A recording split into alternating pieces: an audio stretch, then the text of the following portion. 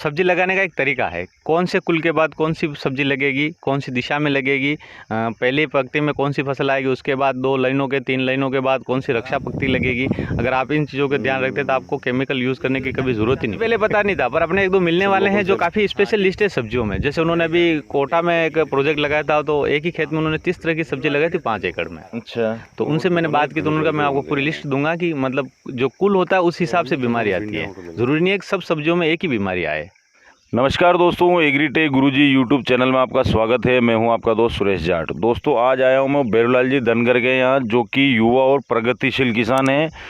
और जैसा कि मोदी जी ने अभी अपने भाषण में कहा था कि आपदा को अवसर में बदलना चाहिए और आत्मनिर्भर भारत हमें बनाना है, तो इसी क्रम में बेरूलाल जी काफ़ी अच्छा काम कर रहे हैं। तो इनसे विस्तृत बातचीत करके जानते हैं कि इन्होंने आपदा को अवसर में कैसे बदला और आत्मनिर्भर भारत बनाने के लिए ये क्या प्रयास कर रहे हैं। तो बेरूलाल जी, सबसे पहले तो आपका स्वागत है। जी, आपका बहुत बहुत धन्यवाद कि आप इतनी दूर से हमारे खेत तक आए और हमारे काम को देखा, और मैं आपके सभी दर्शकों का हार्दिक स्वागत करना चाहता हूं। तो इस साल हमने क्या 1 बीघे में सब्जियों की खेती की है। तो आपदा के अवसर में बदलने की शुरुआत आपने पहले ही कर ली, लॉकडाउन बाद में लगा था? हाँ, नहीं, सब्जी तो हमने मतलब 5 फरवरी को बुआई कर दी थी। अच्छा। तो पिछले साल क्या कि हमने गर्मियों में मूंगफली की बुआई की थी और कुछ सब्जियां भी हमने ट्रायल के लिए लगाई थी। तो हम क्या गत साल मंडी में लेके गए थे, तो वहाँ हमने वो सारा सिस्टम देखा कब सब्जी लगानी चाहिए, कौन कौन सी गर्मियों में सब्जी लगानी चाहिए ताकि आपको अच्छा भाव मिले।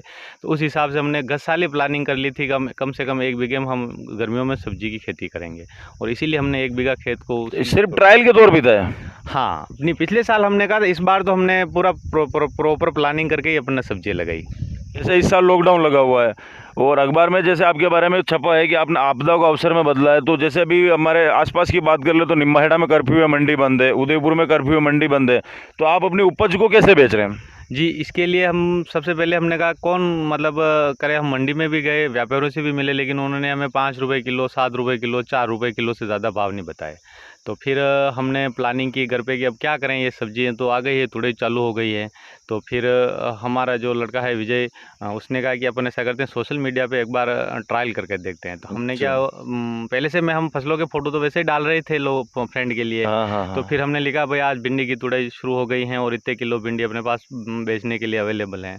तो फिर जैसे ही वो पोस्ट डाली तो धड़ाधड़ ऑर्डर आने शुरू हो गए, और इस तरह से हम धीरे धीरे आगे बढ़ते गए। और अब तो ये हो गया है कि जैसे पास में मंगलवाड़ है, तो वहाँ कम से कम अपने पास 30 से 40 कस्टमर अभी तैयार हैं, जो अपने को व्हाट्सएप पे या फ़ोन पे ऑर्डर देते हैं और अपन एक साथ सब्जी पैक करके ले जाते हैं। यानी कि सोशल मीडिया का भी आपने भरपूर इस्तेमाल कर लिया, और दूसरी बात लोकल के लिए वोकल जो मोदी जी ने भाषण नारा दिया था उसमें भी आप सार्थक हैं। हाँ। यानी कि उदयपुर तक नहीं जाके अपने ही लोकल एरिया में बेच दी?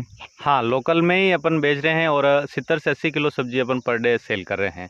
उसमें से 50% अपन होम डिलीवरी दे रहे हैं और बाकी अपने घर से ही बिक रही है। अच्छा, तो क्या क्या अभी सब्जियां आपने लगा रखी गर्मी में? अभी मैंने जैसे भिंडी है, तुरई है, गवारफली है, टमाटर है, मिर्ची है, ये सब लगा रखे हैं। जैसे इतनी भयंकर गर्मी, अभी अपने राजस्थान की बात करें, स्पेशल हम भी जहाँ वीडियो शूट कर रहे हैं, काफ़ी ज़बरदस्त गर्मी है, तो इसमें पिलाई का क्या सिस्टम रहता है? पिलाई 1 दिन छोड़ के 1 दिन पिलाई कर रहे हैं अपन। हमने क्या है, हर के पार्ट कर रखे हैं, आधे आधे पार्ट। जैसे गवारफली के 16 क्यारी है, तो उसमें से 8 को अपन एक दिन तुड़ाई कर रहे हैं, तो जैसे ही तुड़ाई होती है उसमें पिलाई शुरू कर देते हैं। फिर नेक्स्ट दिन जिसकी तुड़ाई होती है उसमें पिलाई कर देते हैं। इस तरह से डबल डबल पार्ट अपन ने बना रखे हैं, तो 1 दिन छोड़ के 1 दिन अपन आराम से पिलाई हो रही है। तो बेरूलाल जी, जहाँ तक मैं आपको जानता हूँ, आप ऑर्गेनिक खेती की तरफ काफ़ी अग्रसर हैं और आप काफ़ी प्रमोट भी करते हैं ऑर्गेनिक फार्मिंग को। तो आपने जो सब्जियों की खेती करी सारी ऑर्गेनिक है? नहीं, आप इसको ऑर्गेनिक, यानी कि ऑर्गेनिक का मतलब होता है 100% रसायन मुक्त। हाँ। और अपन जो कर रहे हैं ये प्राकृतिक तरीके से कर रहे हैं। मतलब इसका कहने का मतलब ये हो गया कि पानी के साथ अपन ने अभी तक कोई रासायनिक खाद नहीं दिया, और पिछले 2 साल से इसमें अपन ने कोई रासायनिक खाद का उपयोग नहीं किया है। और ऊपर से जैसे जो बीमारी आ रही है उसके लिए क्या है कि अपन केमिकल का उपयोग कर रहे हैं। अच्छा अच्छा, तो अभी परिवार का कितना सहयोग मिलता है आपको इस काम में? परिवार का पूरा सहयोग है, क्योंकि एक इंसान सब्जियों की खेती नहीं कर सकता है। इसके लिए हमारे परिवार में हम 8 जने हैं, और 8 जनों का काम फिक्स कर रखा है। जैसे घर वाले, जैसे बच्ची है, लड़का है, मदर है, सिस्टर है, वाइफ है, ये सब मिलके तुड़े का काम करते हैं। और 12 बजे तक तुड़ाई चलती है, सुबह 6 बजे से। और 12 बजे बाद मैं सारी सब्जी घर पे ले जाता हूँ, वहाँ पे पापा जी इसको पानी से धुलाई करते हैं और ग्रेडिंग भी करते हैं। जो ख़राब सब्जी होती है उसको एक तरफ निकाल लेते हैं, और फिर हम पूरा उनको व्यवस्थित करके रख देते हैं। और जैसे ही ऑर्डर आते हैं तो पैकिंग का काम मैं करता हूं, और सप्लाई का काम मेरा लड़का करता है। तो वैसे जैसे अखबार में आप भी छपा है आपके बारे में, और वैसे ही आपका सोशल मीडिया पे आप काफ़ी छाए हुए ही हैं, आपका खुद का यूट्यूब चैनल भी है। यूट्यूब चैनल के बारे में थोड़ी देर में आपसे उस बारे में बात करूंगा, लेकिन जिस तरह अखबार में आता है और आपकी जैसे तारीफ होती, तो कैसा महसूस होता है उस वक्त? तारीफ होती है तो सबको अच्छा ही लगता है। जब अपन कोई काम करते हैं और उसके मेहनत का फल मिलता है और लोग कहते हैं अरे यार अच्छा काम कर रहा है तू, तो खुशी तो होती है। तो हमारे किसान भाइयों के लिए क्या संदेश देना चाहेंगे जो इस तरह वेजिटेबल फार्मिंग करना चाहते हैं, या फिर आगे निकट भविष्य में ऐसी कोई प्लानिंग रखते हैं? तो सब्जियों की खेती एक मतलब व्यवस्थित खेती है। इसके लिए आपको पहले से प्लानिंग करके रखनी पड़ती है 6 महीने 12 महीने की। अच्छा। कि मतलब इस खेत में अपन क्या लगाएंगे, वो सब्जी कब लगानी है, लगाने के बाद कब तक ये इसकी तुड़ाई चलेगी, उसके बाद अपने को वापस अगले नेक्स्ट सीज़न के लिए कौन कौन सी सब्जियाँ लगानी है, उसका एक ग्रुप बनाना पड़ता है कि भाई इस सीज़न में ये सब्जी लगती है, इस सीज़न में ये सब्जी लगती है। और मार्केट भी देख करके रखना पड़ेगा। हाँ, मार्केट उसके लिए हमने एक ये जो अभी फार्मूला तैयार किया है, ये स्पेशली अपन किसान भाइयों के लिए एक डेमो की तरह देख रहे हैं इसको, कि अभी जैसे ये सीज़न जो चल रहा है, इसके बाद हम वापस नेक्स्ट सीज़न के लिए बरसात की सीज़न के लिए भी तैयारी कर रहे हैं। तो उसके लिए अपन ने इधर उधर से जो भी अच्छे लोग खेती कर रहे हैं और जिनके पास नॉलेज है, उनसे अपन नॉलेज ले रहे हैं कि क्या क्या सब्जी अपन लगा सकते हैं, कौन सी वेराइटी लगा सकते हैं। तो अभी उसकी प्लानिंग चल रही है। तो मेरे हिसाब से अभी हम 10-12 सब्जियाँ अभी लगाएंगे। नहीं, वैसे तो इस साल लॉकडाउन की वजह से किसान भाइयों को काफ़ी नुकसान हुआ। जैसे कि महेंद्र जी का पिछले साल आपने भी एक वीडियो कवर करा था, मैंने भी करा था, उनके इस साल टमाटर में काफ़ी नुकसान है। एक नेमीचंद जी धाकड़ है जो काफ़ी प्रगतिशील किसान, उनकी स्ट्रॉबेरी की आधी से ज़्यादा फसल बर्बाद हो गई।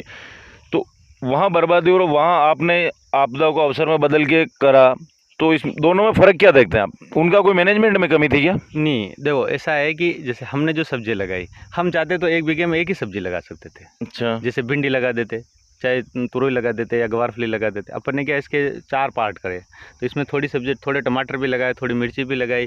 तो अपन ने क्या टुकड़े टुकड़ों में सारी सब्जी लगाई। तो उस वजह से क्या हो रहा है कि जैसे कोई आदमी सब्जी खाता है, तो जैसे एक दिन उसने भिंडी की सब्जी खाई, दूसरे दिन वो गवारफली की खाएगा, फिर तुरई की खाएगा। इस तरह से 3-4 दिन बाद वापस हर सब्जी का नंबर आता है। तो उससे अपने क्या डेली जो सेल है वो रेगुलर बनी रहती है और बेचने में कोई समस्या नहीं आती। जैसे अब किसी ने भिंडी लगा दी, अगर वो 1 बीघे की भिंडी लगाएगा तो उसको बेचने में उसको समस्या आएगी। रोज़ तो कोई भिंडी खाएगा नहीं, तो बेचेगा कैसे उसको? उसको मंडी ले जानी पड़ेगी या किसी व्यापारी को देनी पड़ेगी। सही है। मेन समस्या यही है। तो बिरलाल जी, किसान खेती भी कर लेगा, सब्जी भी लगा देगा, सब कुछ कर लेगा, लेकिन उसको बीज सिलेक्शन यानी कि सीड सिलेक्शन किस प्रकार से करना चाहिए? हमने जो देखा अभी तक, जो भी किसान हैं और जो खेती सब्जियों की खेती में सक्सेस हैं, तो उनसे हमने जब भी पूछा तो उन्होंने बताया कि उन्होंने स्पेशल वेराइटी लगाई है जो हाई यील्ड वाली है और हद से ज़्यादा उत्पादन देती है।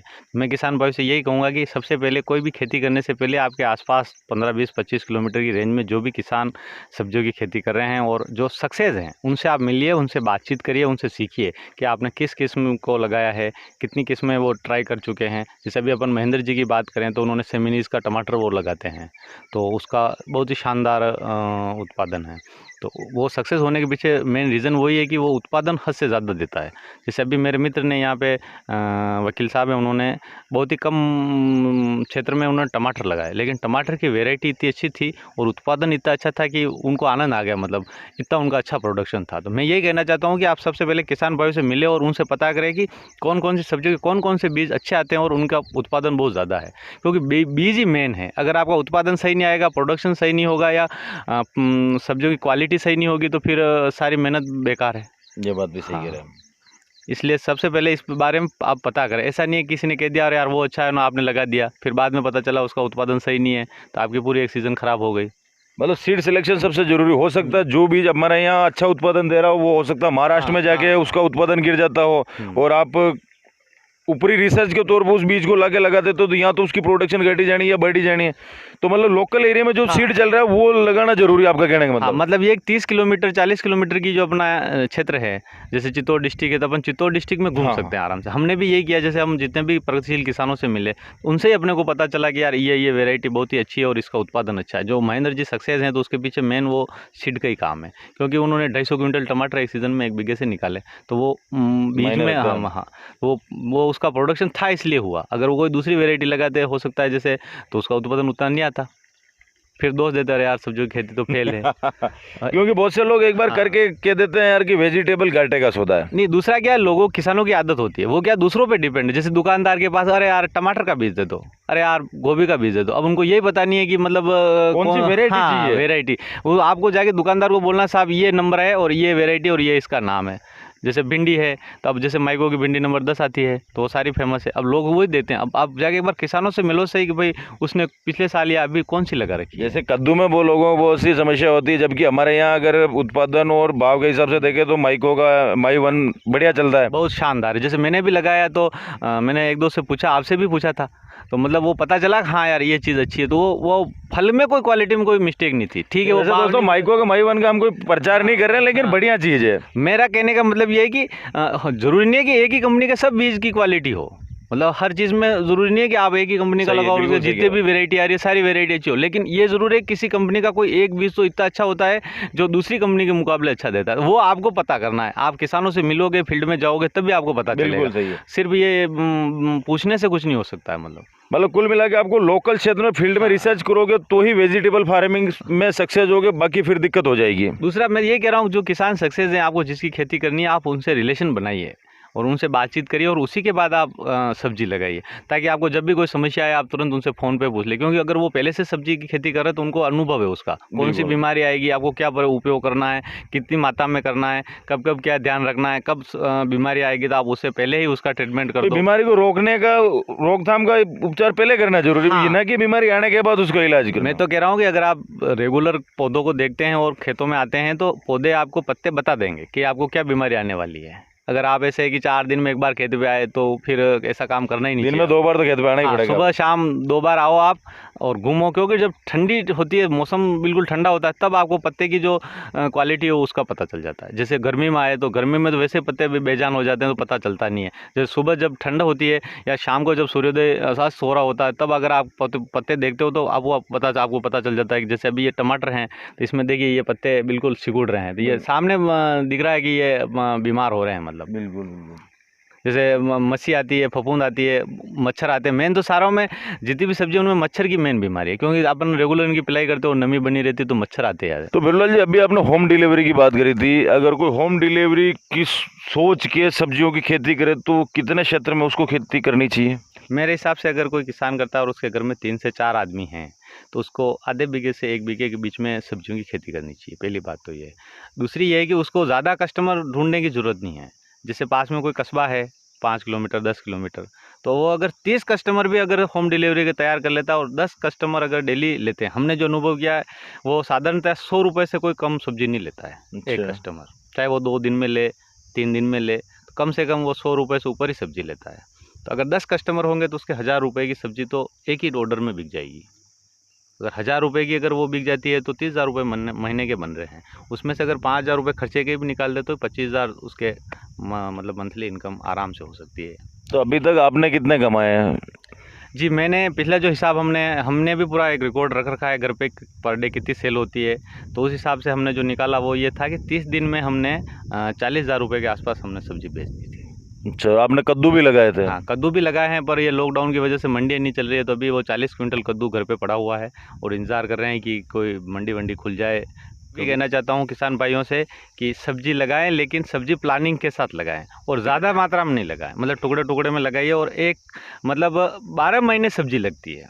ऐसा नहीं है कि एक ही महीने में लगी और उसके बाद सब्जी नहीं लगेगी। 12 महीने होते हैं और 12 ही महीने 3-4 सब्जी हर महीने लगती है। उसके लिए आपको रोप तैयार करना है, तो आप 1.5 महीने पहले ही रोप तैयारी शुरू कर दें, ताकि आपको जब वो महीना आए और आप आराम से खेत में ट्रांसफ़र कर दें। आपकी मेहनत भी बचेगी, पानी बचेगा और खेत में पिलाई से भी आपको ज़्यादा मेहनत नहीं करनी पड़ेगी, क्योंकि 1.5 महीना तो बिल्कुल न के बराबर देख रेख करनी पड़ती है। तो बहुत बढ़िया बात बताई किसान भाइयों के लिए। और दोस्तों, अगर आप बेरूलाल जी को नहीं जानते होंगे तो आप यूट्यूब पे एक चैनल सर्च करना, इनोवेटिव फार्मर करके। वहाँ एक विजय नाम से एक लड़का दिखता है आपको, वो इन्हीं का लड़का है और ये दोनों मिलके इस यूट्यूब चैनल को चलाते हैं। और वहाँ किसान भाइयों के लिए और खेती किसानी के बहुत से बढ़िया वीडियो आपको मिल जाएंगे।